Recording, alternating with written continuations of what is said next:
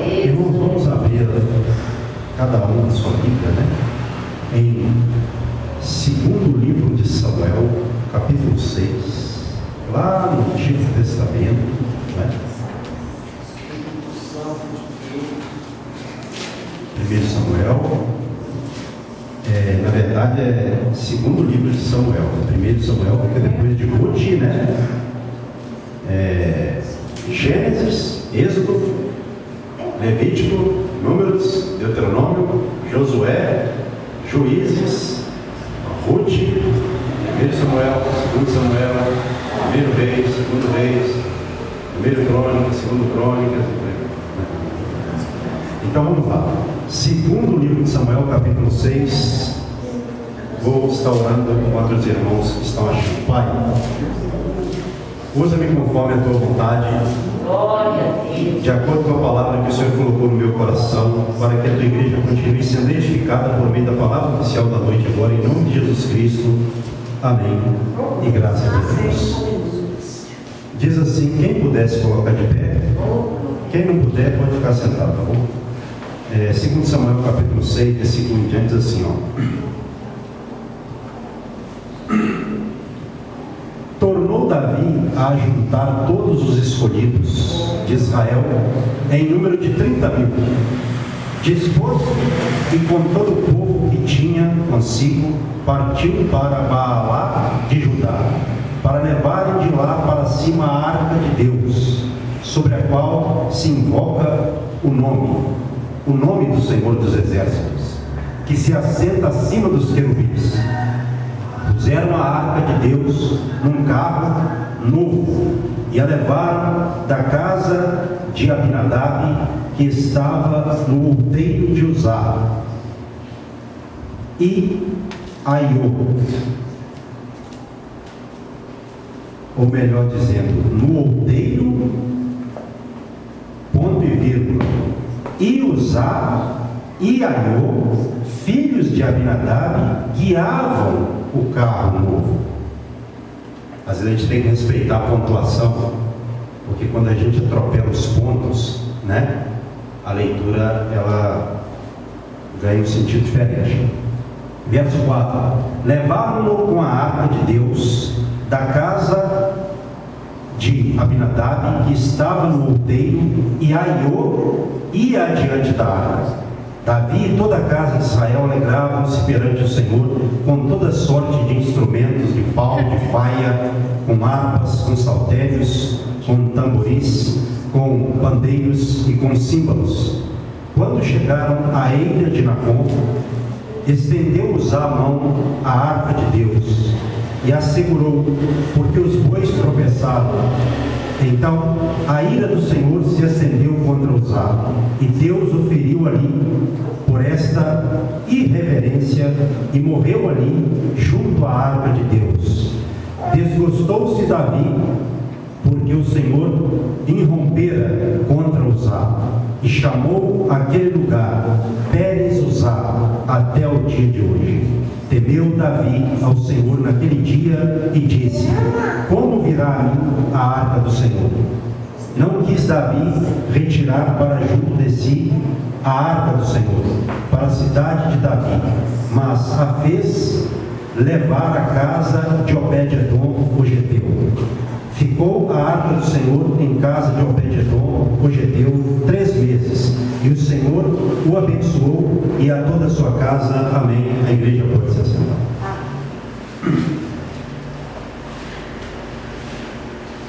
Irmãos, Davi, ele teve essa preocupação de levar a arca para, não é? Jerusalém. O lugar da arca era onde? Vamos ver se a igreja está assim, atenta, né? Jerusalém. Então Davi, ele era um rei segundo o coração de Deus. E ele sabia que a arca da aliança, ela simbolizava, como era também ali, a presença de Deus no meio do povo. Então o que ele fez? Ele quis trazer a arca para Jerusalém, né? Para que a presença de Deus estivesse ali de uma forma mais forte com o povo. Isso não foi errado que Davi fez. Então, qual foi o erro que cometeu Davi? Foi que a arca, ela não podia ser transportada em carro de animal, em carro de bois, como foi. A arca da aliança tinha que ser transportada, levada nos ombros dos sacerdotes levitas, como Deus havia determinado na lei de Moisés. Não é? Quando eu li, eu confesso aos amados irmãos, esse trecho pela primeira vez, eu fiquei pensando, mas Uzá, ele segurou a arca, provavelmente para ela não cair, alguma coisa assim, ele apoiou ela, né? Num ato bom. Porque eles estavam ali, como diz o trecho aqui, ó, Uzá e Aiô, filhos de Abinadab, guiavam o carro novo. Eles estavam guiando o carro. Então, eles estavam ali na condução com o coração puro. Mas quando os bois, a Bíblia fala, tropeçaram. E aí ele viu que a arca provavelmente, né, ela poderia ter caído, ou ela ia cair ali, não é? Ele foi e segurou a arca para que ela não caísse. Quando Uzá toca na arca, a Bíblia fala que ali Deus o matou. Olha como é Deus. Quando eu li esse trecho pela primeira vez, eu pensei, meu Deus, eu estou vendo aqui um Deus de terror, não é? Porque o rapaz foi segurar a arca e Deus, por isso, o matou. Mas quando eu comecei a observar o trecho de uma forma mais ampla, aí eu percebi que para Deus não só importa a gente fazer a obra. Eles estavam cantando com instrumentos musicais, creio eu, ali, pulando, dançando, num momento de alegria, porque era um momento de alegria. Mas qual foi o erro de Davi? O transporte errado. Trazendo essa mensagem para os nossos dias, nós aprendemos que Deus muda? Não. Ele é o mesmo ontem, hoje e sempre será eternamente. Deus não muda. Então nós temos que fazer a obra de Deus só com alegria, só cantando, só pulando, só dançando, ou tem que fazer do jeito que Ele manda? E o jeito que Deus manda é o jeito que está na palavra. Então nós temos que entender isso. Não tem outra revelação além dessa da palavra. Ali Davi, no momento, um erro que ele cometeu, uma displicência, algo, né, do gênero. Davi, ele cometeu um erro que foi gravíssimo. E Davi temeu depois que ele viu isso. Ele teve medo, porque ele viu que o Deus que ele servia era amor, mas também fogo consumidor. Se brincar com Deus, Deus manda fogo, não é? Então com Deus não se brinca. Todo crente que quer ser abençoado, ele não tem que ter só em seu coração a alegria para servir a Deus. Ele tem que ter alegria, conforme diz a palavra, mas também responsabilidade. Responsabilidade para servir a Deus, conforme diz a palavra, meus amados irmãos. E a responsabilidade vem de nós termos isso em mente. Eu não posso fazer do jeito que eu acho que é. Eu tenho que fazer do jeito que é. Essa é a questão. E isso também não é para que nós tenhamos medo, não. Não estou querendo instigar em vocês o medo, não. De maneira alguma. Mas sim o temor. O temor nós temos que ter. Tem gente que serve a Deus do jeito dela. E a gente sabe disso, né? A gente que já está na igreja há algum tempo. Quantos já fizeram coisas bem piores do que Uzá? E olha que Deus nem por isso os matou. Mas eles se dispersaram. Não é? Irmãos, o trecho aqui diz, preste atenção no versículo comigo, quem puder, de número 7. Então a ira do Senhor se acendeu contra Uzá, e Deus o feriu ali por esta irreverência. Ou seja, foi uma irreverência, ele não teve reverência ali naquele momento. Olha só o que um ato errado pode trazer para o povo. E Davi foi o responsável por isso. Porque quem encabeçou essa missão de trazer o rei Davi? Então o líder, ele tem que saber o que ele está fazendo, para que as pessoas não sofram as consequências. Não é? É lógico que eu não vou caracterizar Davi por esse erro. Nem a Bíblia o caracteriza por esse erro, nem Deus. Ele continuou sendo o rei Davi. Porém, é um trecho que nos faz refletir. Não se brinca com Deus, ou não se faz a obra de Deus de uma forma displicente, desatenta, de qualquer maneira, porque para Deus não serve. O que Deus havia falado na lei? A arca da aliança, que era aquela caixa feita de madeira de acácia e adornada, não é? Pelo ouro, né? Ela era adornada em ouro. E ela tinha quantas argolas? 4. Uma em cada canto. E naquelas argolas tinha um varão, que era colocado naquelas argolas, um varão de um lado e outro varão do outro lado. E os sacerdotes levitas levavam ela, suspendiam ela com o varão, colocavam ela sobre seus ombros e levavam a arca como Deus havia determinado. Por que Deus fez isso também? Porque Deus não precisa de conselho de ninguém. Por que tinha que fazer do jeito que Deus falou? Porque Deus sabe o que Ele fala, Ele é Deus. Não precisa de ninguém querer mudar o que Deus mandou fazer de uma forma para fazer de outra. É fria, é bravo, como diz os antigos, né? É bravo, não é? Então, nós temos que ter esse cuidado. E aí, olha só, acompanhe comigo, quem puder, verso 8. Desgostou-se Davi porque o Senhor irrompera contra Uzá, e chamou aquele lugar Pérez Uzá até o dia de hoje, não é? Esse nome Pérez Uzá significa brecha de Uzá. Deus feriu Uzá de uma forma terrível. Foi uma morte daquelas que a gente fica arrepiado, assustado. Com certeza ali parou todo o projeto, acabou a alegria, acabou a dança, acabou a música. Vamos parar, que Deus não gostou não, vamos mudar. Irmãos, nós temos que ter cuidado com a obra de Deus. Como eu disse, não quero que você tenha medo de fazer a obra de Deus. Pelo contrário, a obra de Deus foi criada para nós fazermos ela. Porém, não pode ser de uma forma irresponsável, não é?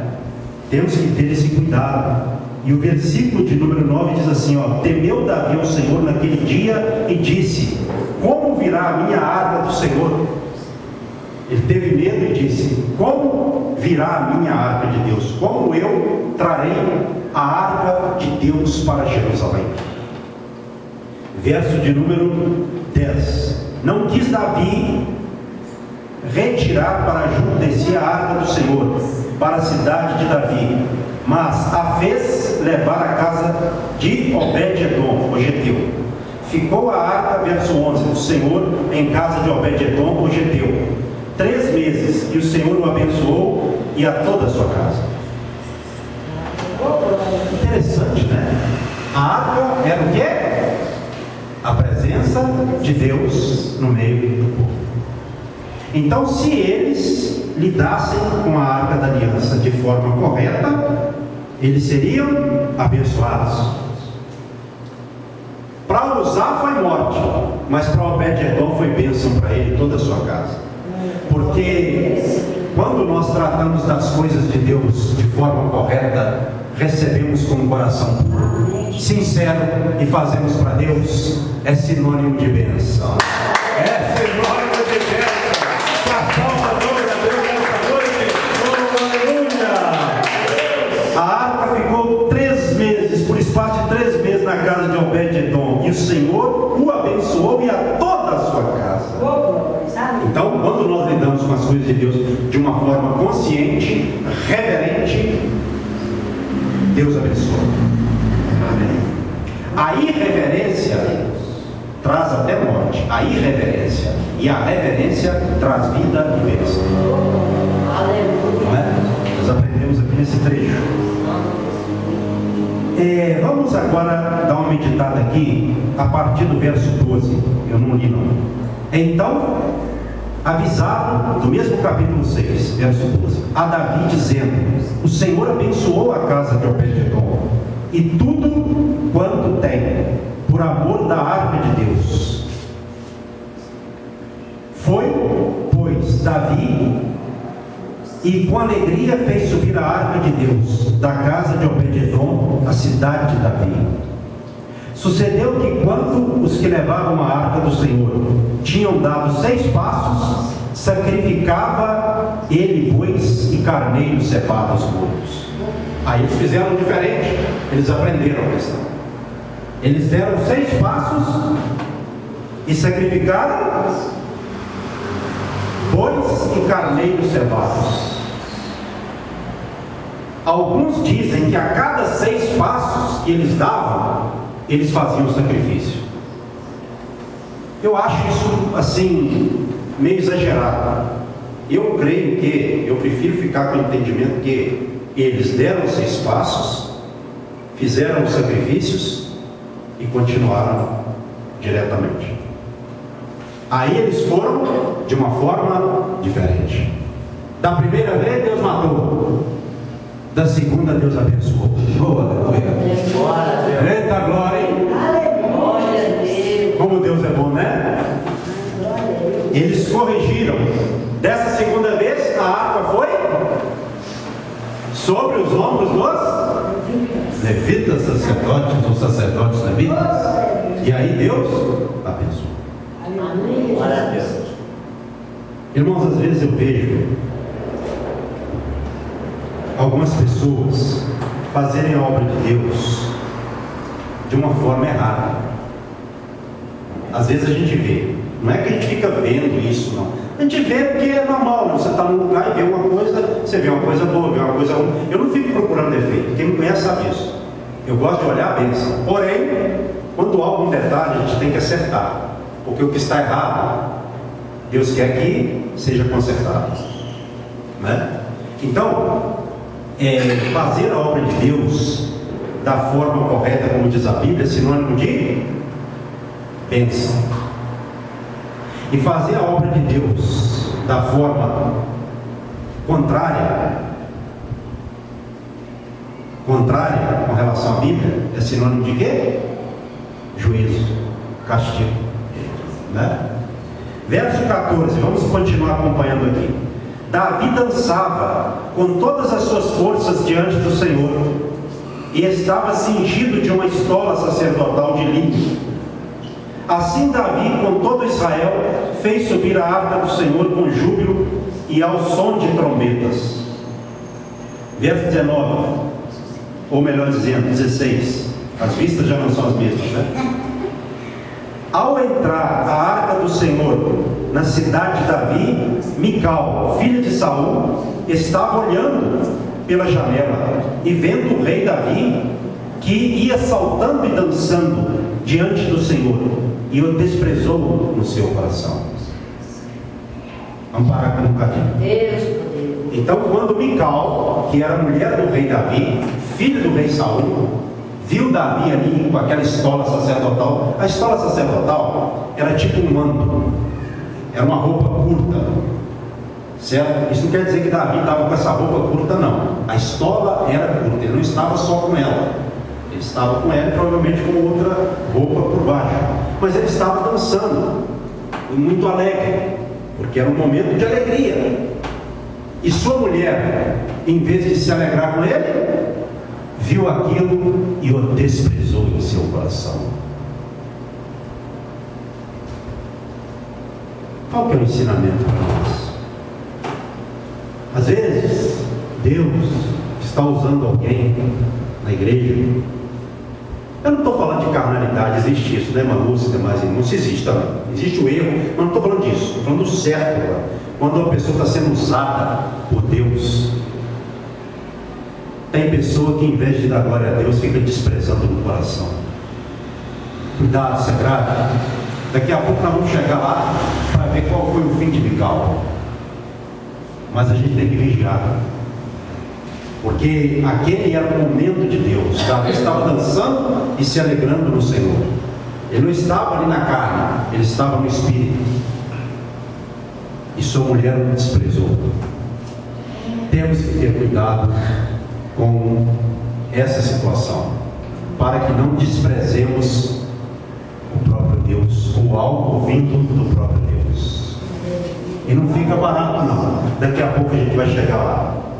Vamos continuar aqui, 17 versículo agora de 2 Samuel capítulo 6. Introduziram a arca do Senhor e puseram-na no seu lugar, na tenda que lhe armara Davi, e este trouxe holocaustos e ofertas pacíficas perante o Senhor. Essa tenda aqui não é o tabernáculo não, é uma tenda que Davi havia feito única e exclusivamente para a arca. Não era tabernáculo. Às vezes você vai encontrar esse nome tenda referindo-se ao tabernáculo. Aqui não. A Bíblia tem suas linguagens que às vezes ele confunde um pouco. Aqui era uma tenda que Davi fez especificamente para a arca, naquele momento. E aqui, olha só, final do verso 17, interessante, ó. Eles trouxeram a arca, como diz aqui o versículo 17, e este trouxe holocaustos e ofertas pacíficas perante o Senhor. O que era o holocausto ali? A gente encontra muito esse nome na Bíblia. O holocausto era uma oferta inteiramente queimada. O animal era inteiramente queimado para Deus. Isso simbolizava o quê? A dedicação da pessoa para Deus. A máxima dedicação da pessoa para Deus.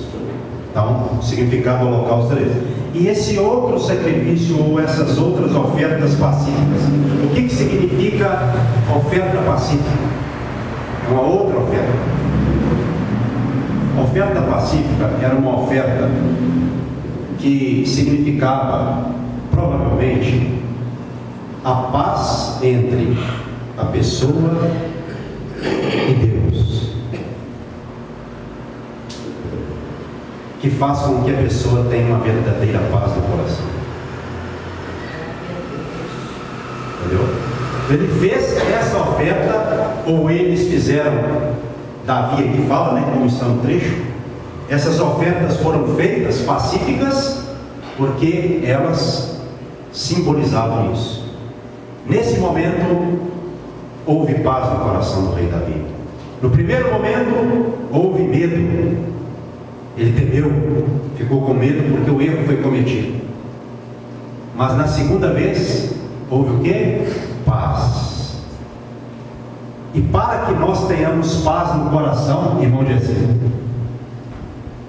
primeiramente, temos que ter paz com Deus. Amém.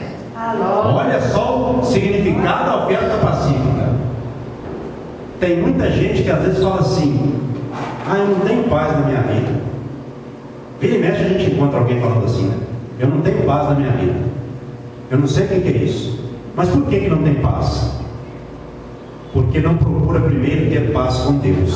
Para ter paz no coração, primeiro tem que ter paz com Deus. Quando você faz o que Deus manda, você tem paz com Deus, paz na mente, paz no coração, alegria, e o bem vai reinar na sua vida, vai reinar na sua vida.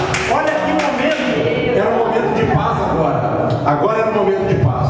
O primeiro foi de medo, um momento ali tenso, agora veio um momento de paz, porque eles estavam agindo de forma correta.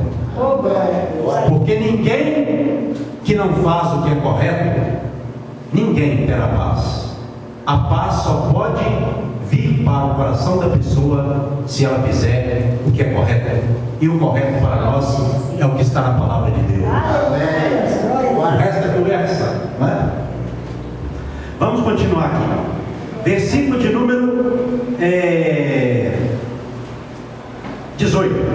Tendo Davi trazido holocaustos e ofertas pacíficas, abençoou o povo em nome do Senhor dos Exércitos. Olha que maravilha, hein? 2 Samuel 6, 18. Tendo Davi trazido holocaustos e ofertas pacíficas, abençoou o povo em nome do Senhor dos Exércitos. Maravilha. Agora ele abençoou o povo, porque o transporte da arca foi feito do jeito que Deus mandava na lei, como está até hoje na nossa Bíblia, né? Versículo de número 19. E repartiu a todo o povo e a toda a multidão de Israel, tanto homens como mulheres, a cada um bolo de pão, um bom pedaço de carne e passas. Então se retirou todo o povo, cada um para a sua casa. Qual que é o ensinamento aqui? Quando a presença de Deus está, todo mundo é abençoado. Amém. Ninguém vai passar fome. Amém. Porque quando Deus está presente, não é que não pode haver necessidade. Se houver, Deus vai suprir a necessidade dele através da prosperidade dele na vida de outro irmão. Deus abençoa você, para você abençoar o irmão, e abençoa o outro, Deus a todos abençoa, e não falta para ninguém, porque Deus é o Deus da prosperidade. Um detalhe que às vezes os pregadores não pregam, mas Davi abençoa todo mundo. Ele só despediu o povo depois que ele deu o pão, a carne e passas para todo mundo. Glória a Deus. Davi era um homem segundo o coração de Deus. Ele não ia despedir ninguém de mão vazia, não. Né? Agora vamos lá. Vamos ver qual é que foi o fim de Mical. Versículo 20 em diante. Voltando Davi para abençoar a sua casa, Mical, filha de Saul, saiu a encontrar-se com ele e lhe disse: que bela figura fez o rei de Israel, descobrindo-se hoje aos olhos das servas e dos servos, como sem pejo ou sem vergonha, né? Se descobre um vadio qualquer. Olha o que ela falou com ele. Você estava no meio dos servos lá, sem, vamos dizer assim, né? Sem a sua roupa de rei, descoberto, e como faz um vadio qualquer, um sem vergonha. Olha só, hein? Que mulher, hein? Olha com quem Davi foi casar, hein? Ainda bem que depois Deus deu um jeito na situação. Quando é de Deus, Deus, ó, bota para correr. Se não entrar na linha, Deus bota para correr. No tempo de Deus. Vamos continuar. 21, ó. O que Davi respondeu para ela? Disse, porém, Davi a Mical: perante o Senhor, que me escolheu a mim, antes do que a teu pai e a toda a sua casa, mandando-me que fosse chefe sobre o povo do Senhor, sobre Israel, perante o Senhor, me tenho alegrado. Ainda mais desprezível me farei, e me humilharei aos meus olhos, quanto às servas de quem falaste, delas serei honrado. Então Davi, aqui ele mandou ver. Com tudo isso, Deus preferiu a mim, escolheu a mim, preferiu a mim do que a teu pai e a casa dele. Em outras palavras, com tudo isso, Deus me colocou no lugar de seu pai. Tem hora que o cara tem que, né, responder na mesma altura. Tem hora. Tem hora que se está vindo um vento forte lá, você tem que mandar a tempestade também, de cá para lá. Tem hora. aqui era o caso. Porque Mical estava desprezando aqui algo de Deus. Não era só o rei Davi, algo de Deus, algo que Davi fez para Deus. Davi não estava dançando para o mundo, para mulheres, como ela julgou, que ele estava no meio dos servos, sem sua roupa real, de rei e tudo mais. Não, Davi estava fazendo para Deus. Mas quem não é espiritual não vai entender. Quem é carnal não entende as coisas do Espírito. A Bíblia fala isso. Então, para entender as coisas de Deus, tem que ser pelo Espírito de Deus. Então, nem tudo que acontece na igreja, às vezes Deus toma uma pessoa no Espírito Santo, às vezes é Deus, às vezes. Aí de repente levanta alguém de lá, e o irmão, já começou com a gracinha dele, com o showzinho dele à parte. Quantas vezes eu já vi isso, tantas coisas parecidas do gênero. Mas aí diz assim, ó, ao final de Mical, a recompensa que ela teve, está aqui, a retribuição. Mical, verso 23, último versículo, 2 Samuel capítulo 6. Filha de Saul, não teve filhos até o dia de sua morte, ficou estéril. Olha só o problema. Tem gente que não recebe o que é de Deus, e às vezes Deus quer envolver a pessoa, dá para um, através daquele um, todos receberem. A pessoa não recebe, despreza, depois ela fica espiritualmente estéril. A vida toda, por toda uma vida estéril, sem experimentar, gozar as maravilhas do Espírito Santo, por causa do desprezo do coração. O pastor não está falando aqui para você sair dando glória a Deus por tudo que você vê. Não, não é isso. Mas tem que ter cuidado para falar que uma coisa é ou não é de Deus. Tem que ter muito cuidado com isso. Até para não blasfemar, né? Não seria isso um tipo de blasfêmia que Mical cometeu? Não é? Ela foi contra algo de Deus. Falar contra Deus, né? E será que Deus vai permitir alguém falar contra ele e vai abençoar o cara? Ou a mulher, ou seja quem for? Não, até hoje eu não vi isso não. Me mostra, se tiver na Bíblia. O Senhor falou muito bem na parte. Mas já parou para pensar quantas das vezes acontece isso sendo um fruto de Deus na vida de alguém e a pessoa fala que não é de Deus? É uma obra física ou carnal? Não conseguindo compreender que Deus usa qualquer um na hora que quer, quando quer, e faz o que quer na vida de qualquer pessoa. Tanto faz que serve ou se não serve. Deus usa qualquer um, até um animal. Depende que ele quer. E essa referência na Bíblia, basta a gente ir buscar para isso. Exatamente. A intenção de Deus é que todos recebam a Ele, né? O que Ele faz. Mas essa rejeição aqui, embora o caso de Mical foi esse, tem vários tipos de rejeição. Às vezes Deus revela a pessoa por meio de um sonho, de uma visão, de uma revelação. A pessoa, como o presbítero falou, rejeita ela mesma, rejeita. Então essa rejeição ela pode acontecer de diversas formas. Mas é uma rejeição, independentemente da forma de como acontecer, é errada. Porque se é Deus, tem que receber. Se a pessoa não recebe de Deus, ela vai receber de quem? Se ela não vigiar? Ela é do diabo. Se ela não vigiar, o da carne, né? Do mundo. E quantas pessoas hoje estão com dores no coração? Dores espirituais e físicas também, e até doentes fisicamente. Porque a rejeição com a qual as pessoas rejeitam a Deus, também, ela acaba redundando em doença física, morte, a coisa séria. O Zalo morreu aqui, e ele não rejeitou a Deus não, pelo contrário. Ele estava ali defendendo a arca, apoiando a arca. Então a gente tem que vigiar. Pagou pelo erro. Exatamente. Pagou por erro, né, com outra pessoa, pelo erro do rei Davi. Porque Davi é quem encabeçou, não é?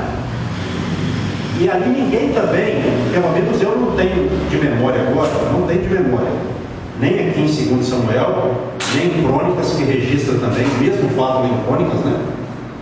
Tem até com alguns detalhes. Eu não tenho de memória se alguém chegou perto de Davi para alertar que ele estava fazendo errado. Quase certo que não, independente. Exatamente. Eu não tenho isso em mente, porém eu creio que não. Porque se alguém tivesse falado com ele, com o nome de Deus, ia corrigir essa questão, esse detalhe. Não é? Então, irmãos, as coisas de Deus são coisas sérias. À medida em que a gente vai andando com Deus, a gente vai aprendendo. Você vai aprendendo até morrer. Agora, quem não aprende até morrer, vai só se perdendo. E aí, até um dia, caminhar rumo à eternidade da perdição eterna. Então, a gente tem que vigiar. A obra de quem? De Deus. Então, eu não posso rejeitar algo de Deus. Eu tenho que procurar entender aquilo, né? E conviver com aquilo de uma forma espiritual. E apoiar o que é de Deus e repreender o que é do diabo. Agora, tem pessoa que faz o processo inverso, né? Repreende de Deus e recebe do diabo. Por quê? Está com o diabo no corpo. É triste falar isso, tá? Não me levem a mal por essa palavra, mas é a verdade. São muitos. São muitos. A Bíblia não fala isso? A Bíblia fala. Então a gente tem que vigiar essa questão, não é? Quando Jesus disse assim, vós tem por pai o diabo, ele falou para quem? Hein? Quem lembra disso? João 8,44. Para quem estava falando que era filho de Deus e filho de Abraão. Nós somos filhos de Deus. Nós temos por pai Abraão, que é nosso pai. Aí Jesus olha para eles, eu fico imaginando, né? Rapaz, estão tão longe, eles estão tão fora. Mas eu vou falar para eles, eu não vou deixar eles iludidos, não. Eu não vou deixar eles iludidos, não. Sabe quem que é o pai de vocês? Né? O diabo. Então falei aqui agora há pouco, tem gente que está com o diabo e a Bíblia fala, Jesus fala isso. Tem algumas passagens, isso não é invenção do pastor. Porque alguém pode ouvir falar, nossa, o pastor falou uma palavra lá hoje, que às vezes a pessoa está com o diabo no corpo e às vezes está até com legião de demônio, às vezes não funciona não. Acha que vive a palavra e está longe dela. Igual aquela classe, né? Da época de Jesus. Mas Jesus deixou eles enganados? Não. Jesus não deixou passar em branco, não. Então, uma virtude, uma qualidade do servo de Deus é quando vê alguém que está errado. Às vezes você não carece de você chegar e falar, você é filho do diabo. Mas tem hora que você tem que chegar e falar assim, olha, calma lá, você está equivocado. Não é assim não. Você acha que é assim, mas deixa eu te mostrar aqui, ó. Aí você vai lá para aqueles versículos da Bíblia. Para a pessoa ver que não é você que está falando, é a Bíblia. Está na palavra. Passa a responsabilidade para a palavra. Porque aí se a pessoa brigar, ela vai brigar com a palavra. O problema é dela e Deus. O problema do profeta é ele não entregar o que Deus manda que está na palavra. Agora, se ele entregar o que está na palavra, o problema é da pessoa que ouve. Se ela obedecer, bem. Se não obedecer, juízo. Aí vai chegar um tempo que mesmo a gente mostrando a palavra, ela vai vir contra a gente. Não, isso já tem chegado, né? Para nós ainda está mais ou menos Mas devagar. é um modo de dizer que para nós ainda está suave. Ainda está. Mas em alguns lugares do mundo hoje, o negócio já está bravo. Em alguns lugares do mundo hoje já se mata em larga escala. Então quando você dá uma refletida em missões mundiais, agora, por exemplo, nós estamos aqui cultuando a Deus. O que está acontecendo? Quem está ameaçando a gente, perseguindo a gente? Ninguém. Só o diabão mesmo, que é o nosso inimigo, né? Espiritual. Porém, durante o período em que nós estamos aqui prestando culto a Deus, tem missionário morrendo. E aí? Que é isso, pastor? Que é isso? Pega a estatística lá. Quantos missionários morreram hoje no mundo? Diariamente. Se a gente pegar a estatística da semana, não. Pega diária, para você ver a realidade das missões. estudos sobre missões mundiais, transculturais, internacionais, e você vai ter uma visão. Aí você vai pensar assim: nossa, nós aqui fazemos a obra de Deus tranquilos. Meu Deus do céu, Senhor da glória, eu tenho que agradecer, meu Pai, eu tenho que... Alguns vão dizer até assim: ô Senhor, eu tenho que me converter. Muitos não valorizam nem Alguns. Eu creio que aqui no nosso meio não tem, creio que não. Quer? Muitos não valorizam nem esposa. Não. É porque a pessoa ela tem o hábito de viver o que ela está acostumada no seu cotidiano, né? No dia a dia dela. Nós aqui, por exemplo, em Manhuaçu, você vê pastor perseguido aqui? Não. Você vê a igreja perseguida aqui? Dessa forma mais assim, ferrenha, como fogo da perseguição? Não. Talvez seja até por isso que tem muitos que não estão fazendo a obra. Na hora que começar a quebrar o pau, aí vai fazer. Nós estávamos falando ali antes do culto, eu e a irmã Lúcia. Deus tem que arrochar para pular. Tem hora. Senão não vai para frente. Então é assim, meu irmão. Graças a Deus que não é assim com todos, mas com a grande maioria, creio eu, infelizmente. O senhor acha que se nós fosse naquela cidade que a água está destruindo tudo e falasse que Deus é amor, eles dariam ouvido para nós? Ou talvez você tentaria matar nós? Isso aí é uma coisa imprevisível, né? Mas o que a gente sabe lá é que há um grande índice de rejeição a Deus. Com certeza. Né? Eu não vou falar outra coisa porque a gente está aqui, a gente está numa mensagem que vai ser publicada, né? Eu não posso falar certas coisas aqui, mas eu sei que, eu fiquei sabendo, eu nem sabia, eu fiquei sabendo que há um grande índice de rejeição nesse estado que está sofrendo as calamidades. Há um grande índice de rejeição a Deus. E o que a gente aprende de acordo com a Bíblia? Quem rejeita Deus vai receber a bênção de Deus? Não. Quem recebe a Deus, recebe a bênção de Deus. Quem rejeita a Deus, recebe castigo. Presta atenção, eu não estou falando que todas as pessoas nesse estado rejeitaram a Deus. Quem sou eu? Eu ouvi falar sobre isso. No país que nega. Exatamente. Agora, qual que é a nossa missão? Orar por lá e ajudar. Lógico, nós temos que orar e ajudar. Mas números são complicados. Que nós oremos por esse estado, peçamos a Deus, porque no meio desse alvoroço, desse vento que passou lá, dessa tempestade que não quer parar, né? Que está passando lá, um lado da história é um lado para nós positivo. Bom, isso nos despertou para que nós oremos mais por esse estado. Amém, Jesus. Então, às vezes Deus permite alguma coisa acontecer para as coisas mudarem e chegarem ao lugar que Ele quer. Então, tira isso de proveito. Mas, com certeza, nós temos que ter misericórdia desse estado, temos que orar, temos que ajudar espiritualmente e fisicamente. Porque eu falei que é um dado, uma estatística, é um dado, né, que eu fiquei sabendo, entendeu? E não é só lá também, para lá não. Qualquer lugar do mundo, tem lugar do mundo hoje que está sofrendo também. China, Terremoto, enchente, queimada, doença, todas essas coisas apocalípticas estão assolando a terra. E eu creio que não vai parar isso, não que eu quero crer assim, não.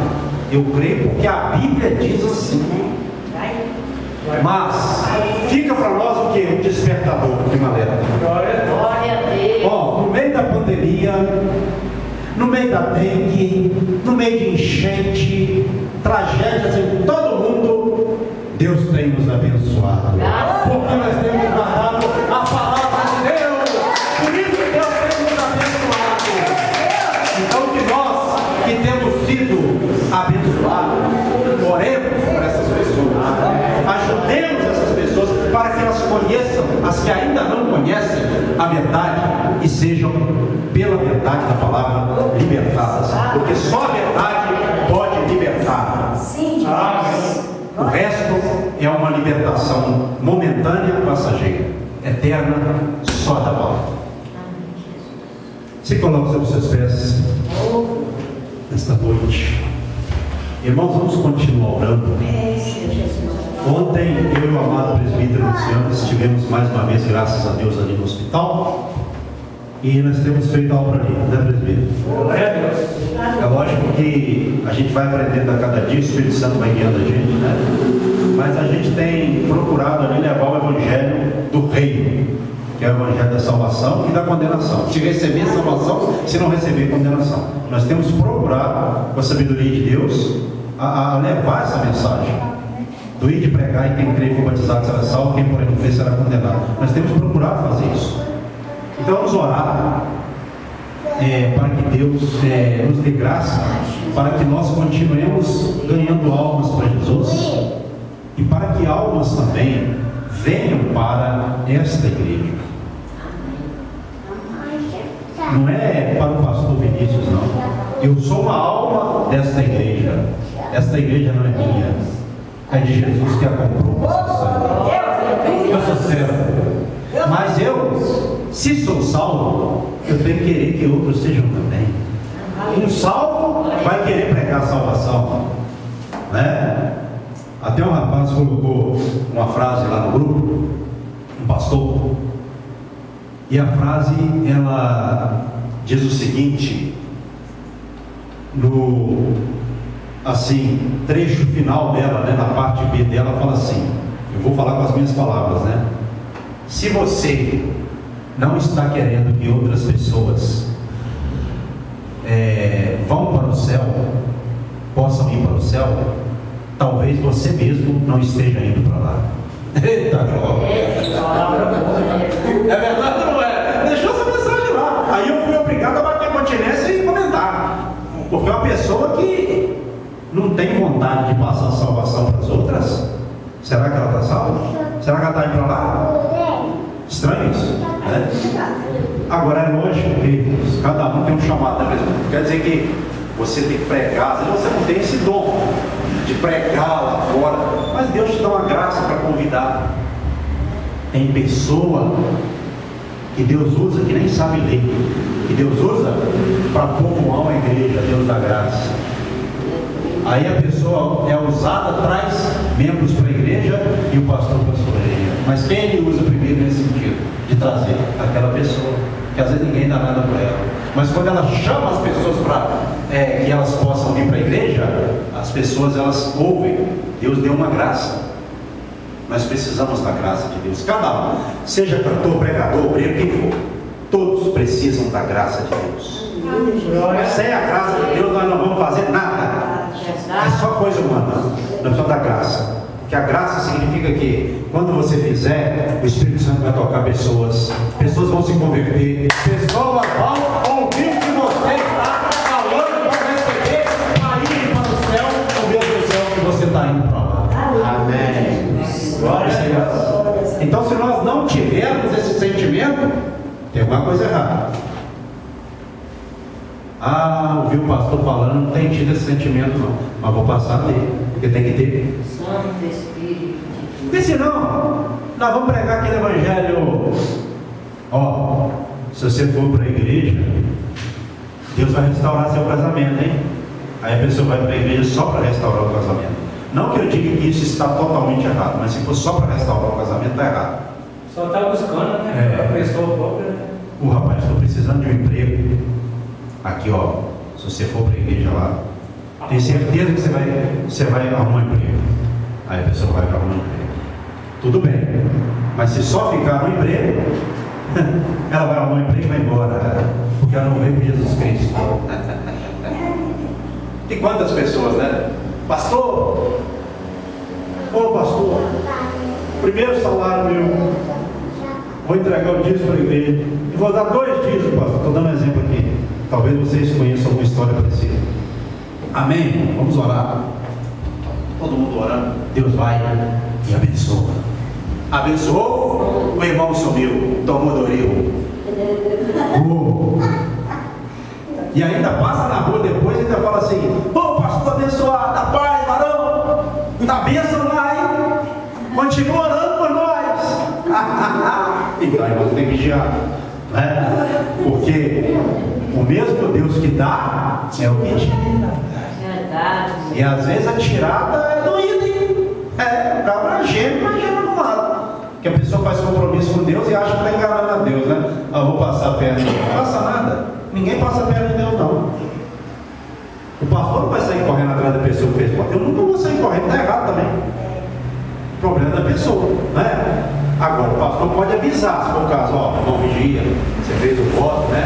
A Bíblia fala, se fizeres um voto ao Senhor e não cumprir, é melhor que não votes, porque Deus não agrada de voto de tolo. Não é? Então a pessoa não precisa ter medo, ela tem que ter consciência. Eu estou fazendo para Deus. Santo. Sabe qual que é um dos piores problemas? Talvez é o pior problema da igreja? Falta de consciência. A pessoa vai fazendo, vai tocando para frente. Nada na vida a pessoa deve fazer de qualquer maneira. E a obra de Deus, então, com certeza, a pessoa não deve fazer, não. Pastor, eu sou meio doidado, eu toco para frente. Meu negócio é rasgar. Cuidado. Não é assim, não. Tudo bem, a pessoa pode ter um vergonha, mas né? Você tem que ter responsabilidade. Eu estou fazendo para Deus. Tem pessoa que é assim, está fazendo a obra de Deus, ela sai. Eu quero ver como o pastor vai fazer agora. Olha para você ver o pensamento errado. Aí a pessoa sai. Sabe o que acontece? Quando ela sai com esse pensamento, eu quero ver como é que o pastor vai fazer agora. Quem vai me substituir? Aí Deus vai e manda outro melhor do que ela, 10 vezes mais. Para mostrar para ela que o dono da obra é ele. Quem perdeu foi ela e não ele. Glória. Irmão, se eu ficar aqui achando que eu sou mais do que eu realmente sou, sabe o que Deus faz comigo? Me tira daqui e traz outro melhor do que eu e acabou. E vai ficar e vai fazer. E eu vou ter que aceitar. Vai ter que vigiar. Ninguém é insubstituível. Só Jesus foi insubstituível. Glória a Deus. O resto tudo, se não vigiar, né? Qualquer um de nós. Então nós temos que fazer para Deus bom. Porque quem faz para Deus direito é abençoado. As horas se vão, vamos lá. Faça assim com suas mãos em nome desse meu Pai. A todos eu abençoo presentes e ausentes com o teu amor, com a graça do Filho, com a doce suave consolação de Jesus Espírito Santo. Dê a todos um final de semana, um final de domingo, meu Pai, consolado, animado, encorajado, para que nós terminemos a semana e comecemos a semana prática amanhã, no ânimo do Espírito Santo, nessa coragem, nessa consolação, em nome de Jesus, amém. E que as palmas louvem a Deus, amém. Aleluia, amém. Agora, para terminar o culto em comunhão. Deus abençoe em nome de Jesus.